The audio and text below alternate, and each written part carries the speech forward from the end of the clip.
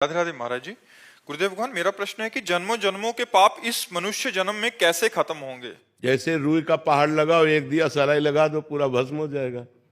नहीं हो जाएगा। तो ऐसे ही ये दिया सलाई केवल भगवान के पास है, हमारे पास नहीं है, आपके पास नहीं है। भगवान ने कहा सर्वधर्मान परित्यज्य मामेकम शरणम ब्रज अहम त्वाम सर्व पापेभ्यो मोक्षयिष्यामि मा शुचः।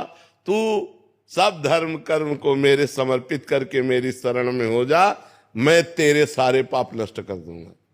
मैं तेरे सारे पाप नष्ट, भगवान सारे पाप नष्ट कर देंगे।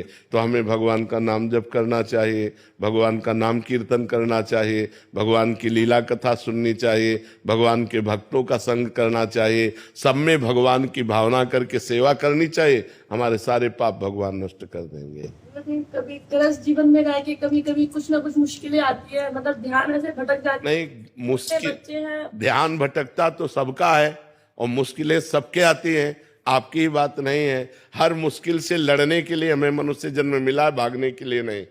सबके पास मुश्किलें हैं, चाहे बाबा जी हो, चाहे गृहस्थ हो, चाहे जवान हो, चाहे बूढ़ा हो, चाहे स्त्री हो, चाहे पुरुष हो।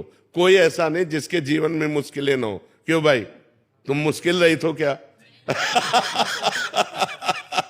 हम भी मुश्किल में है, तुम भी मुश्किल में हो, लेकिन हम मुस्कुराते हैं, तुम चिंता में हो। मुस्कुराहट बनी रहे मुश्किलों में, इसीलिए मनुष्य शरीर मिला है। और वो तभी हो सकता है जब भगवान से जुड़े हो। अगर भगवान से नहीं जुड़े तो आप मुस्कुरा नहीं सकते, पक्का समझो। भारी से भारी विपत्ति और दुख में भी जो मुस्कुरा के कदम बढ़ावे वही तो मनुष्य है।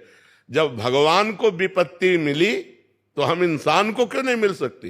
राम जी को सुबह राज्य मिलना था और सामय के 14 वर्ष का वनवास मिला।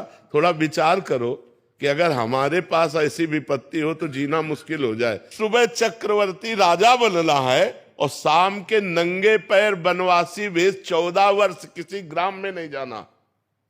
14 वर्ष तक वनवास, कंदमूल फल पे जीना, कभी रोटी दाल नहीं खाना।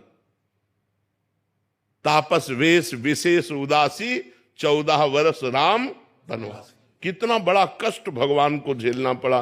फिर हम इस मृत्यु लोक में जन्म लेकर मनुष्य होकर, ऐसी समस्याएं तुम्हारे पास है नहीं। बहुत छोटी छोटी समस्याएं आती हैं, उन समस्याओं का समाधान हम विवेक के द्वारा कर सकते हैं, हम भजन के द्वारा कर सकते हैं। हर समस्या का समाधान भगवान है। अगर हम भगवान से जुड़े, भगवान का नाम जप करें तो हमारे अंदर ऐसी बुद्धि आएगी कि हम लड़ सकते हैं, हम जी सकते हैं, हम दुख में भी जी सकते हैं।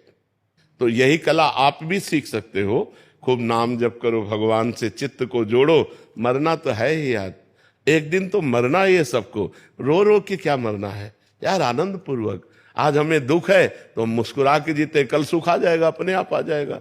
जैसे दिन है वैसे ही रात, रात आई दुख, दिन आया सुख, ये एक क्रम चलता रहता है। दुख सदैव कोई दुखी नहीं रहता और सदैव कोई सुखी नहीं रहता। सब दिन होत ना एक समान, दिन बदलते रहते हैं। तो हमें चाहिए मुश्किलों में हम कमर कस ले कि अब मुश्किल आई है, अब मुझे भगवान का सहयोग लेकर इसे जीतना है, इससे हारना नहीं है।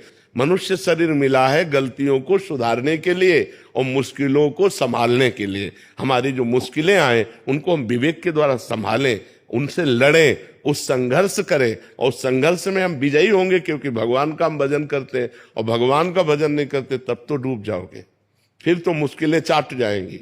अगर भगवान का भरोसा है और भगवान का भजन है तो बड़ी से बड़ी मुसीबत से भी निकल जाओगे, पक्की बात समझो। अध्यात्म शक्ति देती है। हाँ, आज अगर हम आपके सामने बोल रहे हैं, हंस रहे हैं और जी पा रहे हैं तो सच्ची मानो, शपथ पूर्वक कहते हैं, कसम पूर्वक कहते हैं कि केवल हम प्रभु की शरण में तो हम जी पा रहे, नहीं जी नहीं पा सकते थे। और अब मस्त रहते हैं।